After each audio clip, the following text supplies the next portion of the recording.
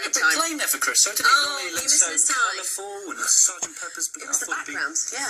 They did it for you. Well, bring it down. Anyway, our next guests tonight are Louise Munford and Sarah Shreve, who have pioneered the local organisation Nmwms Without Mums. Welcome to the studio, ladies. Hello. And Louise, this is something very close to your heart, isn't it? It certainly is.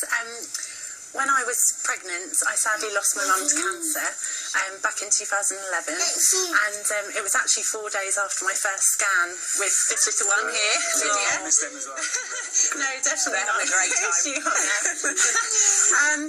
At the time, there was no support group there for mums like me who were going through pregnancy and who were then becoming mums themselves.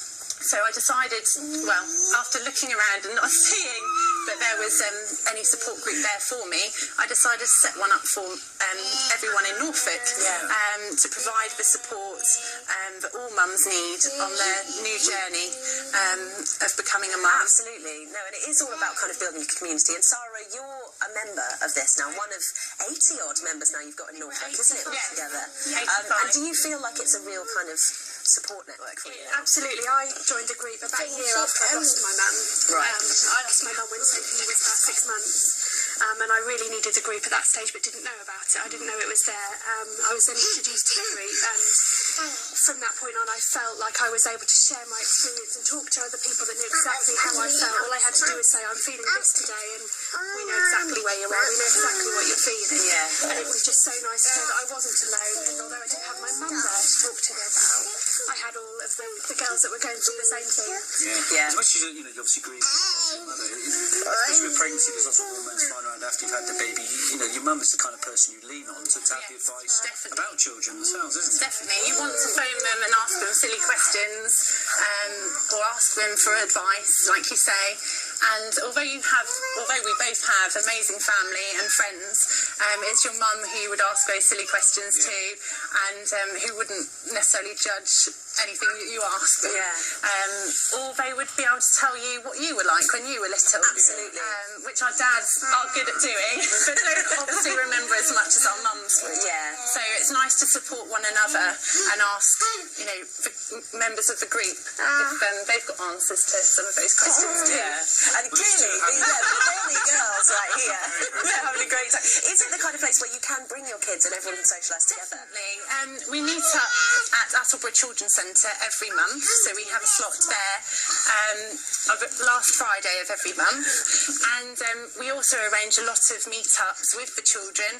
We go for walks, we also go to the cinema, so we try and do a lot of varied activities on different days so mums can come along and enjoy it and take part with their children. And it seems to have really taken off now. Was it something that took off that quickly?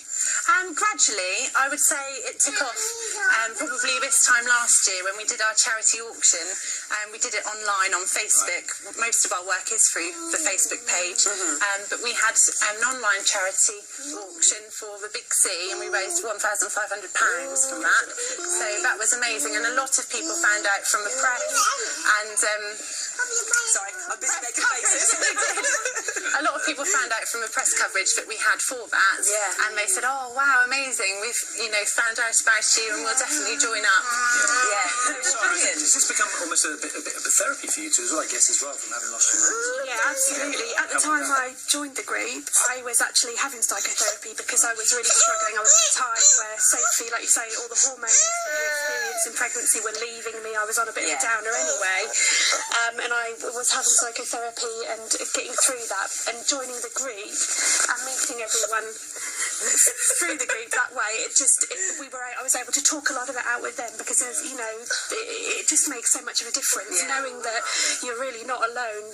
You've certainly got your hands full. Great. Feeding them in the green. But let's talk a little bit about the calendar that you did, because that was obviously a really big part of it. And if we got what kind of things did you do? Well, Alison Armstrong, a local photographer, actually donated something for our charity auction back in June last year, and at the time she said, "Oh, how about doing a charity calendar?" And I did wonder how we were going to achieve it, but we had 4 days worth of photo shoots and 29 children from our group of different ages, from 4 days old to about 15 took part, and it involved 19 of our members as well. But it's just lovely that it's not just a community you can really get involved with. Thank you so much for coming and telling us about it. We're going to let these guys rest. They're having a great time. Can we just say we're doing a dinner dance as well? A dinner dance? On 4th of October at Sprowston Manor, and we'd love lots of people to attend. 160 people already. Well, thank you so much for coming in. See you after the break.